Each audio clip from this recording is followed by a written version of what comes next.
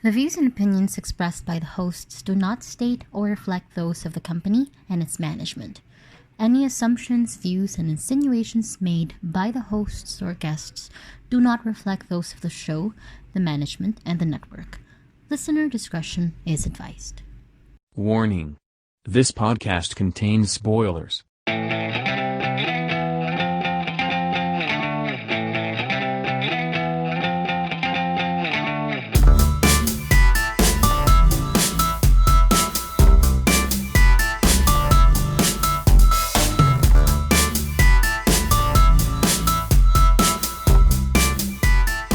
Third World Cinema Club. So, welcome to Third World Cinema Club. I'm John Tawasil from Present Confusion. Hi, I'm Princess Kinok of Film Police Reviews. And for this very special episode, we'll be looking at a film from the best film nominations of Gawad Urian that not a lot of people may have heard of, but ayun, that we can vouch for is a very, very interesting, very good film. Huwebes Huwebes, which is part of the Binisaya Film Festival. Ayan. So, we've invited the people who made the film, some of the people who made the film. And I guess as a little backgrounder, Huwebes Huwebes is part of the Adlaw Adlaw series that's being done in Binisaya very regularly. In this case, it consists of three stories na may parang overarching na theme of the sea, and they're all fighting their own wars or their own battles. So I guess let's introduce our guests for today. Firstly, we have Danielle de los Reyes. Hello. Hello. Hello. Yan. Aiden de los Reyes. Hello. Yan. We also have the director of the second segment, Paburger sa Camotes, Chris Villarino. Yay! Yan. And the director of the last segment, Harlika, January Yap. Hello. Yay! Yan. Third word pa rin. Well, isa lang yung kamay ko, hindi ako makapalakpak, ganun na lang. Ganun, wave, ganun. So, ayun. So I guess to people who haven't heard of Huwebes Huwebes yet, could you tell us a little bit about the film? Yun na muna siguro. Can you tell us a little bit, parang backgrounder din from your end about Huwebes Huwebes? Director, Producer, si Daniel. Producer. Okay, sige. So before we go into the film, so Huwebes Huwebes is it's part of the Adlaw Adlaw series by Binisaya. It's actually the culminating film. So Adlaw Adlaw series has a total of 7 films, including Huwebes Huwebes. So we started with Biyernes until the last one from last year, si Huwebes Huwebes. So we have 3 directors for Huwebes Huwebes. We have Don Frasco, Chris Villarino, and January Yap. So they each made their own short film, and then we put together those 3 films, and that's Huwebes Huwebes. So it has different stories. Each film has a different story, but it has like a unifying theme, which is the sea, So that's Huwebes Huwebes. So the directors now can say their own piece about the film. Ayan. Chris, Chris. Okay, my segment or episode is called Paburger sa Camotes. It's about this sort of parang undercover or some sort of agent na tasked to hunt down a drug personality who ends up na EJK. And now, but he has to find yung whatever he was hiding. So he had to find yung bahay nung drug personality without the benefit of the personality kasi nga patay na. Pero nahanap niya yung bahay. When he gets to the house, he finds out na may anak pala. And to make it worse, bulag yung bata. So, and that's somehow the basic story. Okay. And Januar, how about your segment? Yeah. I just like to add to Daniel's statement kanina. The sea being also the central image ng film. At saka very consciously at the start, we wanted to make a commentary on the more recent issue on the drug war. So that's where we started from when we made the stories. So for my segment, Maharlika, was inspired lang by the Pieta photograph by Rafi Lerma. And kasi, I mean, we hear this news about AJKs and most of the narratives were on the statistics. No? So, yun lang. Gusto namin bigyan ng human story yung statistics. No? So, we sort of fictionalized that image of Rafi Lerma, the Pieta image, which became viral. No? So yun, ginawa namin ng story. Yun. So, yes. Okay. Princess, do you have any questions for the filmmakers?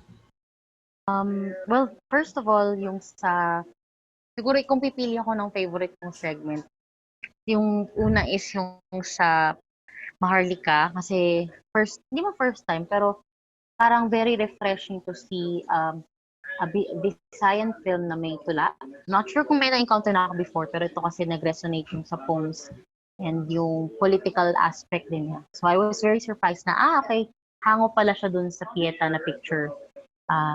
And then, with regards din sa Burger sa Camotes, very superb lang yung acting nung ni Publio.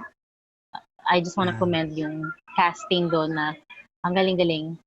Ayun. And same with dun sa first na hindi mo akalain na may link siya sa EJK pero parang, okay. This is something, kumbaga ako, familiar ako sa rural na part ng the way that the people in the, in different parts na malay sa Manila, in the way that they guys perceive yung EJK. Pero dito, maganda siyang representation in a way. So I guess ang first question ko would have to be for Daniel. When you guys came up with Adlaw Adlaw, particularly with this Huebas na film, was it coincidental na all of these filmmakers had the same theme, or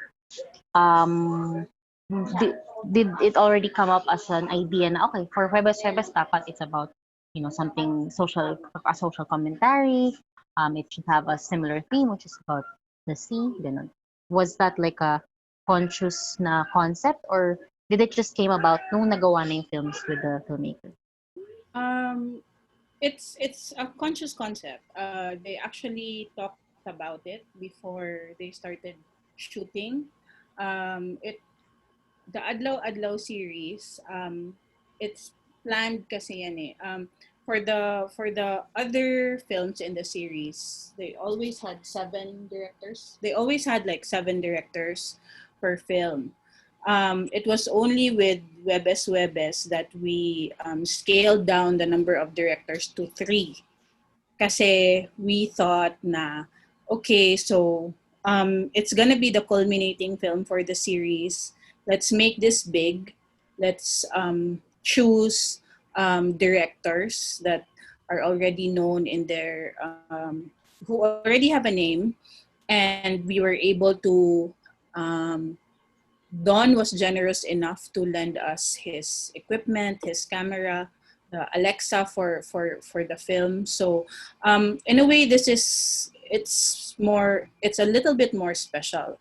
But the process, it has always been the same for all of the films in the series, wherein all the directors involved would talk about if they would like to have a theme with that would tie all of the stories together. So, or if they want to have an element that each film can continuously have. So for Webes, the directors, along with Keith and I and some of the people from Binisaya, met before they started to shoot, and they talked about what they would like to, the stories that they would like to make for Webes. So plan siya. May process din siya. So we had to plan like when to shoot. Yeah. So yes, that's it. Ayan. Ako naman siguro, my favorite segment is yung pa-burger sa kamotes ni Chris. Ang dami ko nakitang, hindi ko alam kung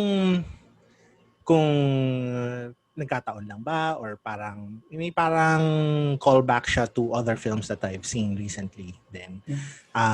Could you tell me a bit about your parang the cinematic influences behind yung short na ginawa mo? Actually, from the start, when we were given when we were tasked to come up with our own stories, right away, because may anak ako and like if si Januar, his reference was yung Rafi Lerma. Mine was an article by Carlos Conde yata from Human Rights Watch about yung children ng mga EJK victims na collateral damage. Okay, so that was where I wanted to focus on.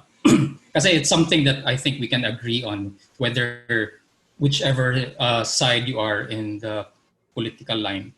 Yung mga bata, yun yung concern ko.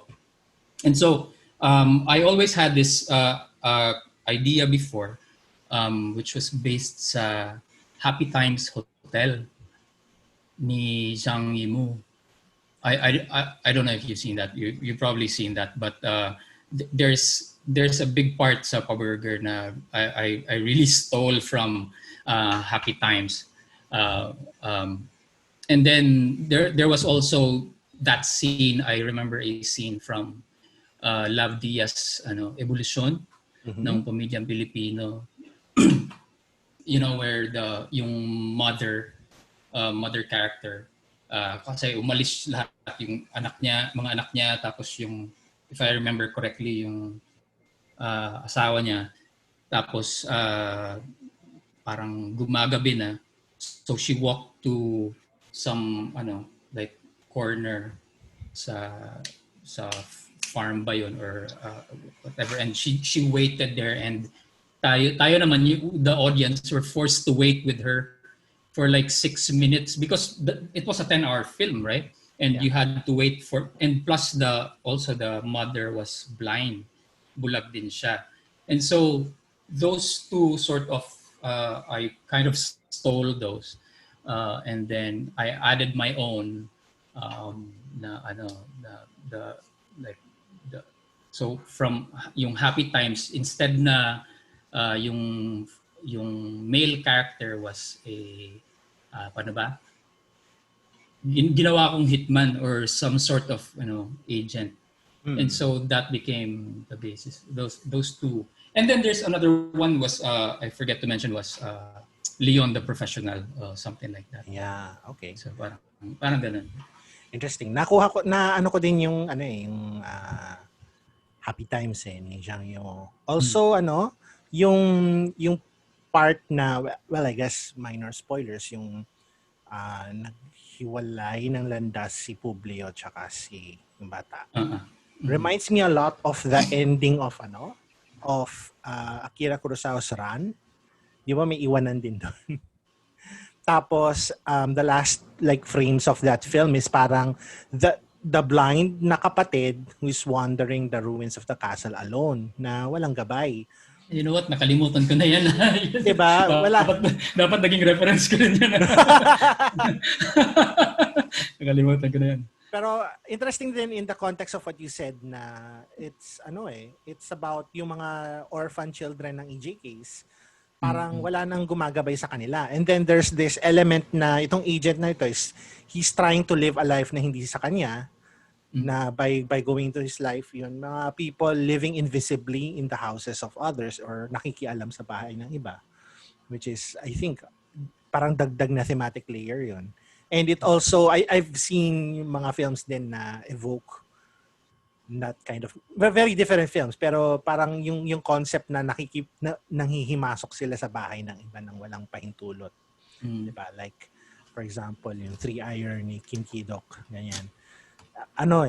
Parang wala lang. Very interesting yung mga nakita ko dun sa pelikula. Ayun. Princess, do you have a question for our crew? Yes. Maganda nga yung references mo sa Three Iron. Actually, naisip ko din yun parang, oo nga, no, very, parang, actually, both of them, they're very grounded dun sa, hindi siya Western influences eh. Parang, very Asian cinema yung, all three films actually, are very grounded on Asian cinematic themes na, ganun. So, may tanong ako kasi nakalimutan ko. Pero, wait lang. Ikaw muna. Ako muna. Ikaw muna. Ayun. Doon naman, kay Januar naman, yung kanyang I found it, like Princess, I found the poetry very interesting. Parang sa ways of communication. And if I'm not mistaken, parang hindi naman clearly nasabi kung ano si Eman, di ba? Tama ba, Ses, na ikaw ba yung nagsabi no na parang binase siya kay Eman Lakaba? Totoo ba yun? May nabasa ako sa inyo na parang, or yun din yung interpretation ko na parang mas base kaya siya kay Eman Lakaba kasi yung role ni Eman is may pagka-rebellious siya at the same time very siya eh, parang si Eman yung yung nagtatago na yung fugitive hindi yung bata, di ba? Oo. Siya yung parang, kaya siya fugitive dahil meron siyang purpose. Parang ganun. Hindi siya yung fugitive na masamang-masama. Parang ganun yung basa ko sa kanya. Ayun. Tama ba? Wait lang. Anyways. Anyways, while I guess, as you question namin kay January is, while constructing yung ideas for the two main characters, parang parang what are you trying to construct or what do you want them to represent for you? Yun, ganun na lang siguro. Ganito lang. Yung structure niya, para siyang yung Western, a stranger arrives in a village and then takes his role and then leaves. Parang ganun. But the characters were talagang maraming allusions to real people and to some representations na. So si Eman, you're right, no? The Eman character was based on the poet warrior, si Eman Lakaba, and the name Leonor as well, and so loaded siya ng mga allusions actually yung so yun, and very conscious yung mga allusions niya, and kasi galing kasi ako academic, loaded with nagdaming mga theories, so I mean, and these theories goes into the writing of stories, no? So yun, I mean, it spills into the writing of scripts, so ayun, yeah. So you're right, no? Si Eman was based on Eman Lakaba. Interesting. And very striking din yung... Ay, sorry. Ano po yan? And I don't know if you na-catch niyo yung red shirt din niya, no? Yes. Pag alis niya. Yeah. In fairness nga. Interesting din na I think yung pinaka-striking image from the film, other than yung last, like, yung scene na, yung ginagaya niya yung Pieta was yung nandun silang dalawa sa beach, yung si Eman tsaka yung bata. Tapos, baliktad parang yung Philippine flag ay nandun. Tapos parang, uy, baliktad yung flag. Para kasi we are at war, ganyan. Tapos, they're trying to, quote-unquote, set it right. Parang, itaas yung blue kaysa dun sa red. Wala lang. Observation lang, hindi naman siya tanong. Ayun. I guess additional, yung pangatlo, yung should I say simple, or yung opening doon sa tatlong films ay kay Don Frasco na Taco Thief. Unfortunately, wala si Don with us today. Pero if any of you have any idea about paano na conceptualize ni Don yung segment niya, could you please share it with us? I think ako dapat yung mag-answer na. Well, si Don, I think his story was also based on stories around the area where he grew up in. So yung Taco Thief, it's part of a marine sanctuary. And I'm not really sure about his reference regarding the issue in that story, but it might have been that it was parang mga usap-usapan dun sa kanila that that thing is happening in that area. So ang story lang ni Don, it presents a different perspective of the war on drugs. It presents the perspective of a person who's battling with his conscience, no, na kung ano yung tama or kung ano yung mali for that person. And in the end,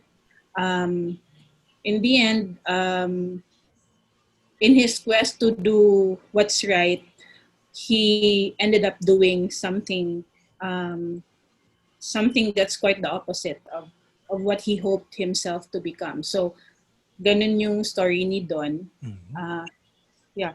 Taco Thief is a real place, diba?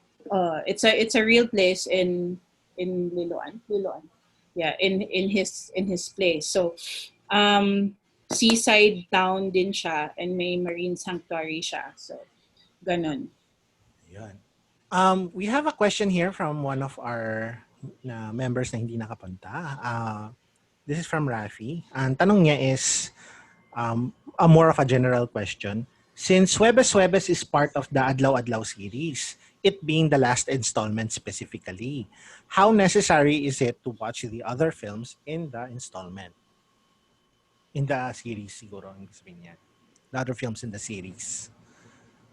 Is it necessary to see the other Adlaw Adlaw films before watching Huwebes Huwebes?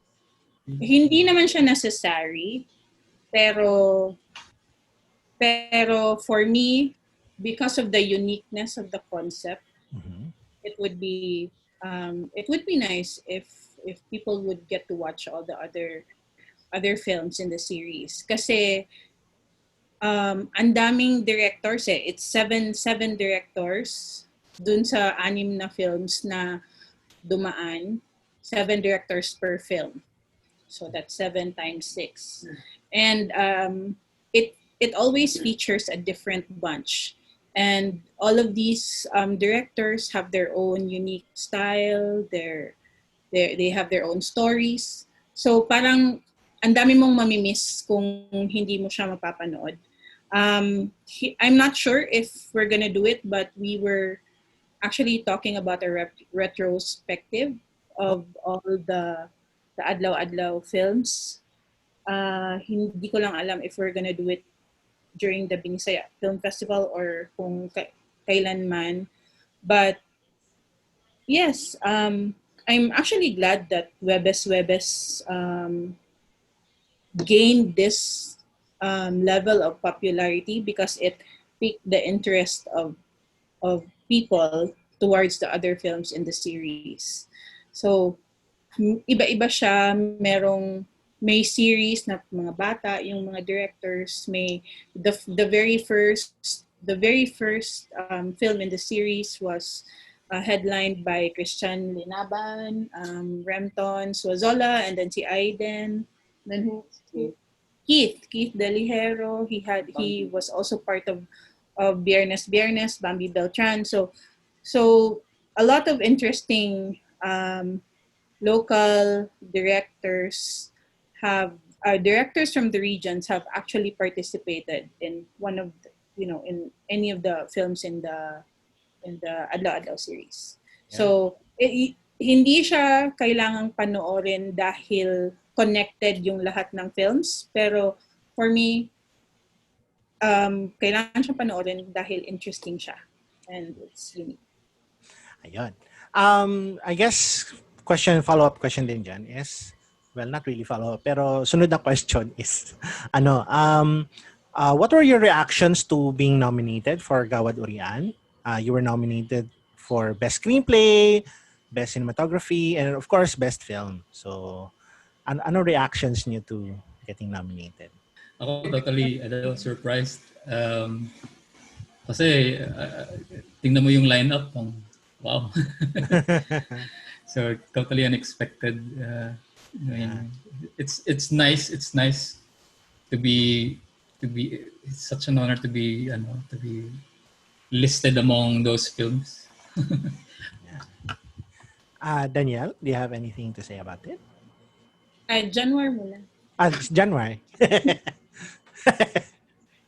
Ang hirap po organize. But yeah, same as Chris, surprised. And I think parang nanalo na rin. Kasi we never expected it. So, okay na, nominee. So, I mean, for a first legit na work. And naging siya, nominee agad. So, very flattering and yeah, okay na. On to the next project, siguro. Tama. Yeah. Finally. Surprised, of course, no? And then, of course, quite proud din. Kasi, parang we didn't really have this. Yung pananaw namin about the film, hindi siya umabot sa ganyang, we didn't expect this. So, yun, we were really surprised. And then knowing pa na kung gaano ka iba yung film namin from all the other films, yun, hindi namin talaga siya in-expect na mangyayari yung nomination. Parang problema lang namin, we were just thinking about where to submit the film, even for exhibition, para naman mabawi yung namin effort in making the film, but we never really expected na magkakaroon kami ng ganitong mga nominations for the film. I guess the next question is a bit more general. Kasi syempre, we live in a very unprecedented time in terms of the film industry. Kasi syempre, pandemic, di ba? Same tayo ng tatanong. Ayun. Sige, go. Tanongin mo na. So, yun nga, pandemya, mahirap gumawa ng pelikula, maraming dagdag na restrictions. What do you think the continuing pandemic bodes for especially regional filmmakers? Yan. Well, I think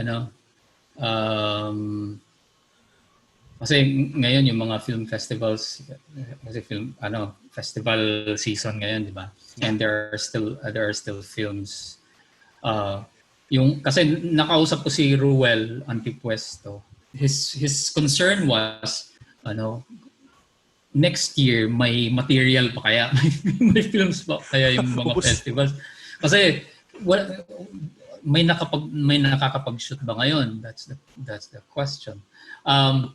Pero I think, kasi I'm currently working for a film sa US ngayon, doing promo for this feature film in the US. And what they're doing is they're taking advantage of this vacuum ba.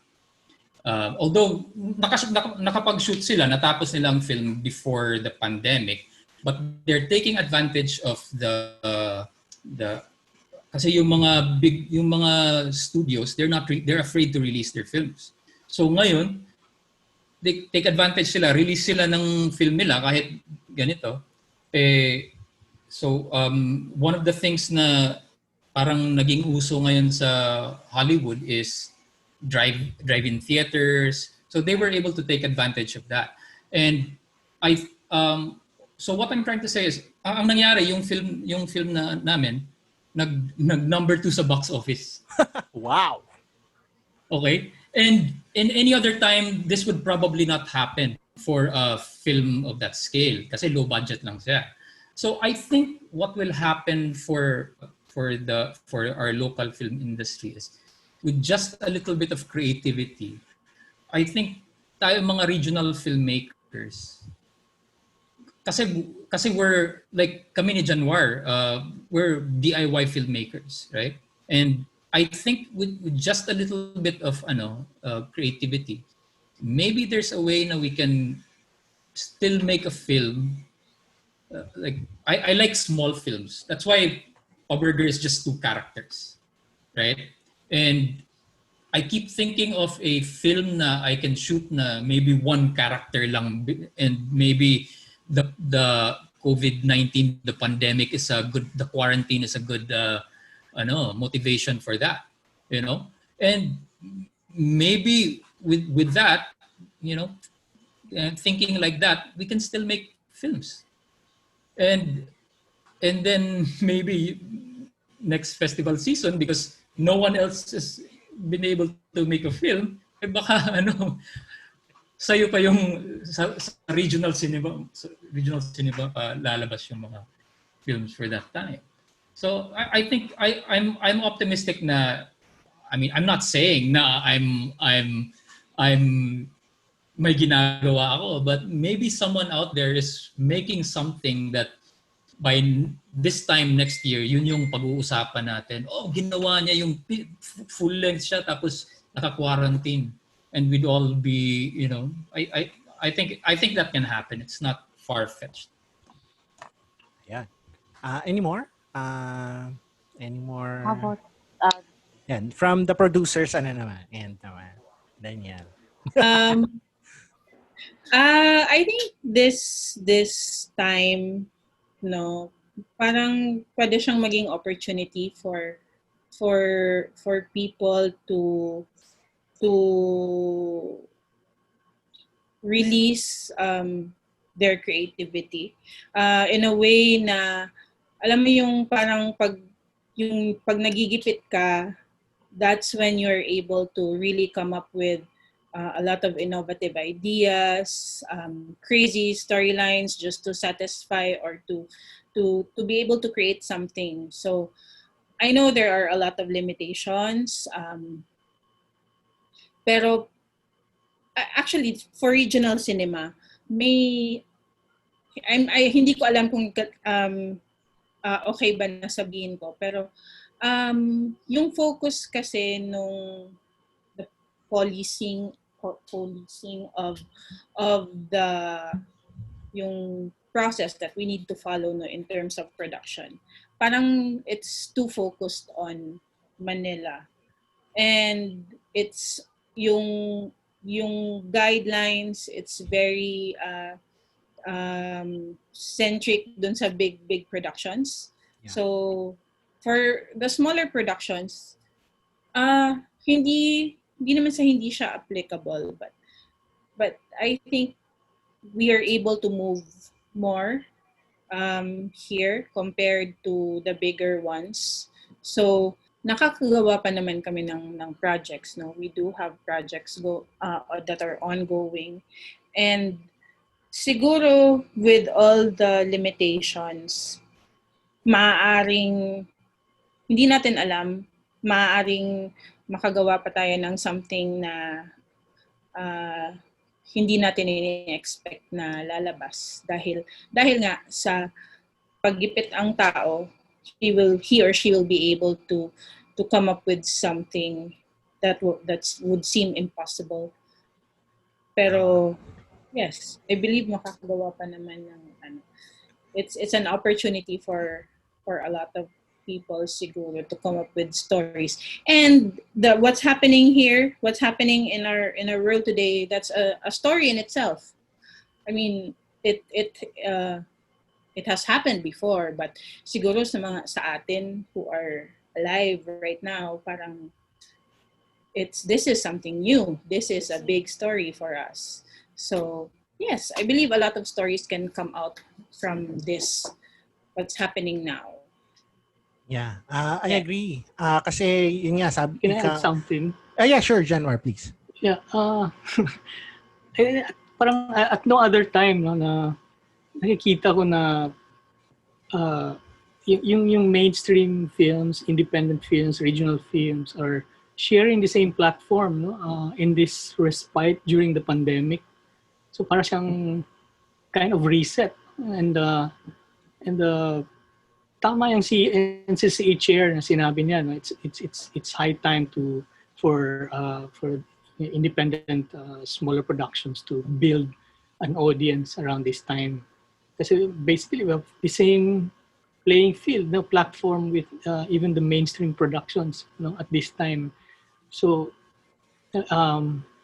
so makikita tayo ng lahat no and oftentimes the audience are left with no other choice but to watch what's available and goes viral on social media. So I think parang on a level siya ang playing field and if smaller productions can take advantage of this, build their own audience. So I guess it is to our advantage. No?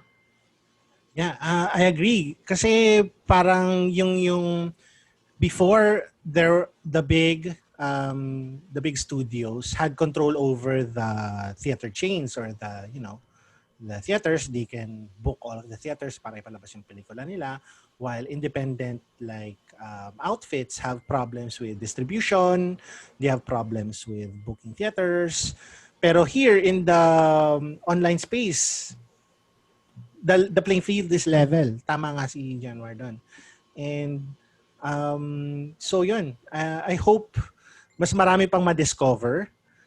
There have been a few breakout kumbaga hits na before na siguro in other circumstances hindi sila ma-discover without the benefit of streaming platforms na accessible to, well, hindi naman lahat pero accessible to most or more than usual.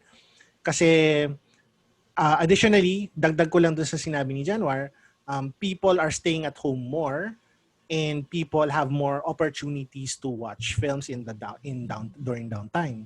Kasi before, may trabaho ako, nasa commute ako, marami akong kailangan gawin para bukas, hindi ako makapag-take time para mag-mall, para magsine. So, yon.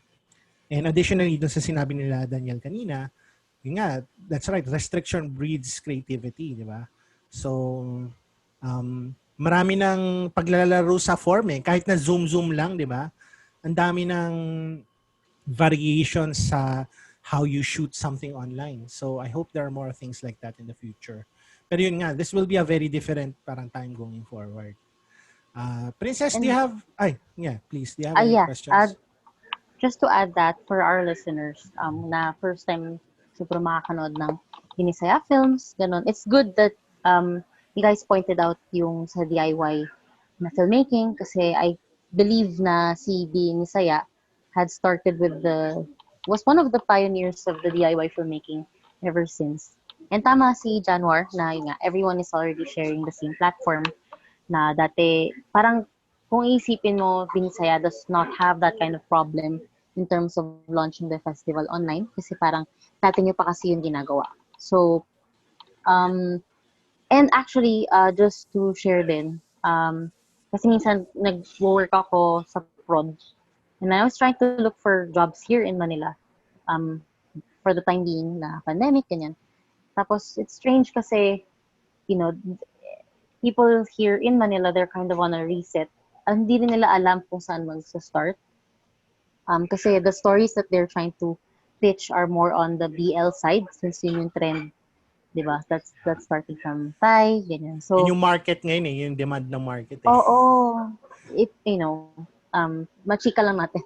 Yun yung parang market dito sa Manila ngayon na parang ang sabi ng isa kong friend na wala masyadong racket ngayon, ganyan. Kasi nga, puro ang konting producers, and mostly puro BL yung content. So, syempre, yung limit lang ng people sa set, nasa 15 to 20, ganyan. Minsan, 10 lang, ganyan.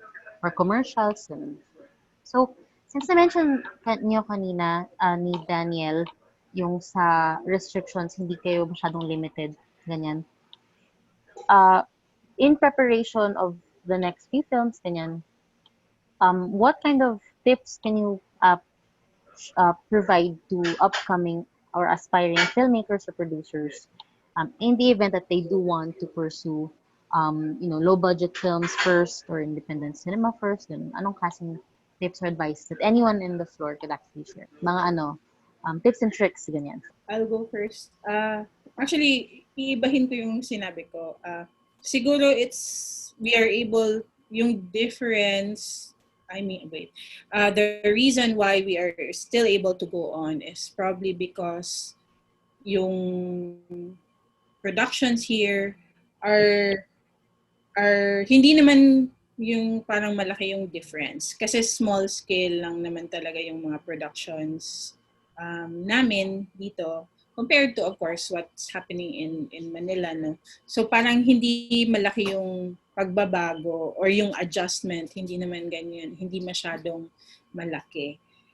So we are able to adjust to it fairly fast, considering lang na dapat may mga safety protocols lang tayo na kailangang i-follow. So, yun. And then nakalimutan ko na kung ano yung question. For aspiring filmmakers, ganyan. Syempre kasi a lot of people, they have this kind of, or filmmakers nowadays, maybe, quite a few or maybe a lot of them, ang inisip nila wala masyadong material. So, ganun. So, ano yung, syempre sa inyo, you guys have an experience na, okay, hindi lang naman dyan natatapos ang storytelling. So, there are a lot of stories to tell, especially from the region. Hindi lang siya about into a certain stereotype. Marami kasi siya eh. So, yun yung kinagandahan din sa Adlaw-Adlaw na, yun nga, hindi lang siya set into stone na about rom-com. What kind of tips would you like or would you share with aspiring filmmakers out there na they're kind of stuck in a rut na hindi nila alam kung anong klaseng kwento yung pwede nilang gawin or stories na kailangan isulat or produce? Siguro for me, because stories from the regions, hindi pa siya, parang recently lang in the past how many years lang talaga siya nag-gain ng momentum in terms of having a place in this in the movement, no, here in the Philippines. Kaya siguro rich pa siya. Ang dami-dami pang mga stories na gustong ipalabas ng mga filmmakers from the regions. Ang daming films na authentic in a sense na talagang totoong stories siya from different places, by different people. Parang na-notice ko sa movement, it doesn't, correct me if I'm wrong, pero of course, aside from the important social issues na gustong ipalabas ng writers or ng filmmakers, wala pang masyadong yung nagfa-follow ng example kung ano yung uso, like BL or all of those things. It's usually always stories about them, about a certain community, a certain social issue na gusto nilang ipalabas. So wala pa tayo sa point na we're running out of stories to tell about ourselves. So siguro, yun. Yun yung palagi kong sinasabi like to my students na you don't need to look far for stories. You just need to look for your truth. Kung ano yung truth mo that you want to tell, that you want to let people see, and that you want to let people know, dyan ka dapat huhugot para makagawa ka ng something. Or para makagawa ka ng pelikula, makasulat ka ng script, or kahit sa ibang forms of media, dyan ka talaga kailangang bumalik. Kung ano yung truth mo na gusto mong ipalabas. Parang ang simple niyang isipin, pero ang dami-daming walls or hindrances kung papaano, kung bakit hindi mo siya makayanan na ipalabas. Pero yun, yan lang yung masasabi ko about it. Yung mga director naman. Ayun. Papalitan ko siguro yung sa filmmaker or sa directors. Or if you guys have an answer to that, go lang. Pero follow-up question na separate sa directors is, kasi ang ganda ng cohesion ng tatlong films. So I guess it helps na conscious effort siya on the producer side din, and the organizers din for sure ng festival. Pero on the filmmaker or on the directors, the two directors here, in terms of pitching, kasi yung stories they look unique pero may cohesion siya. So how about in terms of pitching in the time of pandemic? Can you guys give some tips and advice to aspiring filmmakers out there? Ganun. Ikaw dyan. Medyo difficult siya question for us in terms of pitching. No? Kasi di naman namin na-pitch yung stories namin eh. Diretso na eh. We sent them the script tapos approve ka agad. Because the idea wasn't pitched actually. No? Parang handpick kami tapos we make the story, the script. So we don't have to sell the idea. It was already sold na parang gano'n. Okay.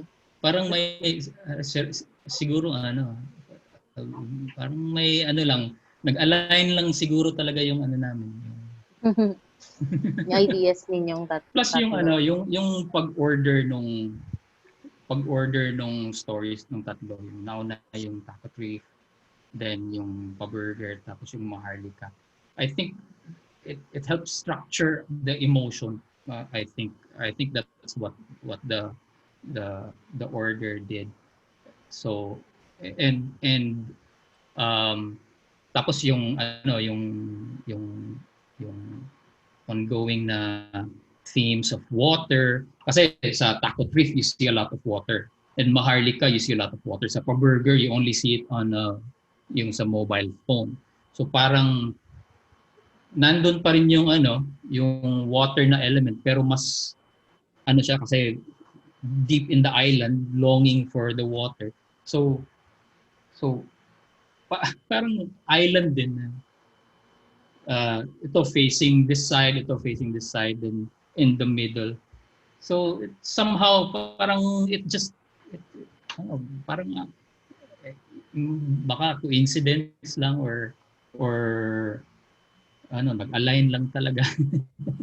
Pero siguro that's I think now that you guys know that na we just submitted the scripts. We talked about it beforehand, although kami ni Januar medyo nagkikita din kami minsan, tapos nag-share kami ng notes eh. But I think the advice would be to just write something and do it, you know. Wag na pag-isipan. Diretso na. Nike lang eh. Just do it. Okay. Ayan. Si Jim. Ito yung mga sinabi niya. Doon sa second segment sa Pa-Burger sa Mamotes, may feeling, ayan, ang daming na-evoke na films eh. Yung sa kanya naman, yung kay kay Terence Young na Wait Until Dark, 1967 film to, starring Audrey Hepburn, Richard Crenna, Alan Arkin. Kasi doon sa film daw na yon may bulag na character na unaware na may drugs na tinatago sa bahay. Ayun. Tapos yung character ni Publio Briones ni Publio, para daw siyang may similarity kay Richard Crenna.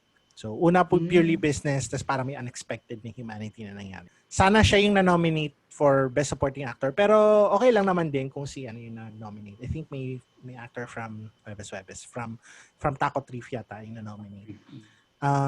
Sa segment naman ng Maharlika, mahusay daw si Riles Cameron tsaka si Ivan Zaldariaga.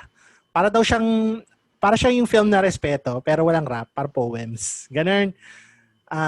Tapos maganda yung kanta sa huli. Yun lang yung observations niya. Ayun. So I guess last question from me is ngayon na natapos niyo na yung days of the week, ano naman yung susunod? Bulan-bulan naman or ano ba? Anong next series natin? Bulan-bulan. Oras-oras. Oras-oras. Yun lang yung makakasagot kung ano yung susunod.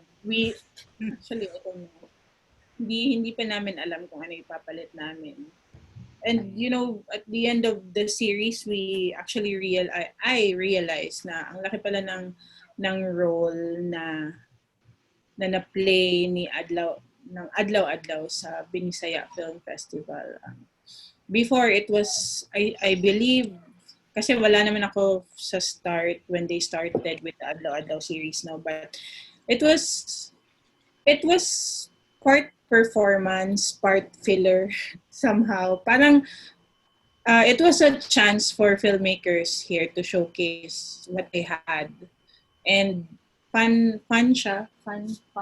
Si Aiden siguro yung dapat sumagot kasi isa siya sa mga first na sumali sa Adlaw. About what's next sa Adlaw? Ano yung about your experience sa Adlaw? I don't know. Very supportive. Maganda. Maybe the days Binisaya na the term or the word for Monday in Binisaya. I think alam ni January. Lunes. Yeah, di ba? Because Lunes, they're all Baka the same lang din pero same but different. Parang ganyan. But we might still need to come up with something because of course in the true Binisaya tradition, mawawalan na ng opportunity yung mga filmmakers na mawawalan sila kumbaga ng platform kung saan pwede silang maglabas ng films nila. So we'll probably think of something that's similar. May konting variation lang siguro, difference sa pangalan. Hindi pa namin talaga siya napag-usapan. We've talked about it before pero wala pang concrete plans for it. Parang retrospective muna para we can buy time to think about it. And then we'll see. Baka nga bulan-bulan or something. Ayan. Gawas-gawas. Kusan yung location. Nasa labas. Na-miss yung Gawas-gawas. Ayan. Any closing thoughts from the filmmakers, Chris or Januar? Sige ako. Youngest una. Seniority. Tio, wait lang. Okay. For me, first of all, thank you for inviting us. And salamat sa helping us because limited lang yung avenues that we can screen Webes, and to be able to speak in forums like this, it's always nice. And then salamat sa Binisaya for inviting us to be for the yung final na Adlaw series. And salamat kang Janwar, kang Dandan, and then Aiden, and si Keith, I hope who's listening right now. And then of course sa cast and crew for helping us put together this this undertaking, this film. Yun. Januar, how about you? Yeah, I said it before na yung Binisaya para siyang campfire and allowing storytellers to gather.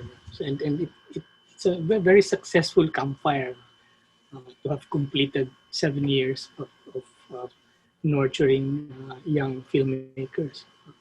And on the part of Huwebes Huwebes, we conceptualize it as a kind of parang advocacy film, and to have that this nomination from the Gawad Urian is bonus already, you know? And thank you also for guys like you to have like parang looked our way, you know? So I mean, napansin tayo, you know? So, not that nga nagpapansin tayo, but we were noticed. I mean, bonus na yan. And then we're happy about that. Who could have imagined na part din pala itong mga interviews after making a film? I thought it was enough to make a film. May mga interviews din pala. Yun lang. So thank you. Ayan. So ayan. Thank you so much for joining us today. Thank you. Ayun.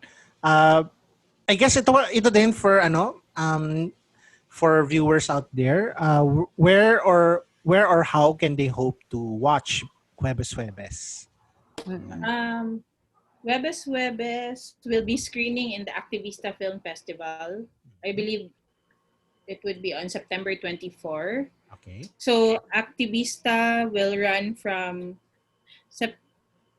nakalimutan ko, but it's Parang sometime 19 to 24, yeah, but so si Huwebes has a free screening, and then may din, Januar, Chris, meron na naman tayong interview na naman. So I think the closest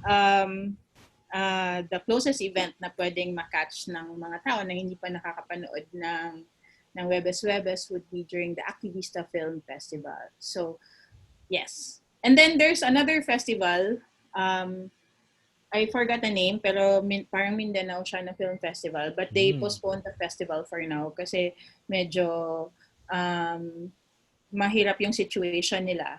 So they're postponing the festival, but Huwebes is also part of that festival. And yes, may interview na naman tayo, guys. Yes. Yeah. Zoom lang naman eh. Zoom lang. Practice. Ayun. Once again, thank you to all of our guests. Thank you. Daghang salamat. Sobrang super having thank you. And to all of our listeners, all 6 of our listeners. Ganun. All 6. Plus 2 viewers. Plus 2 viewers.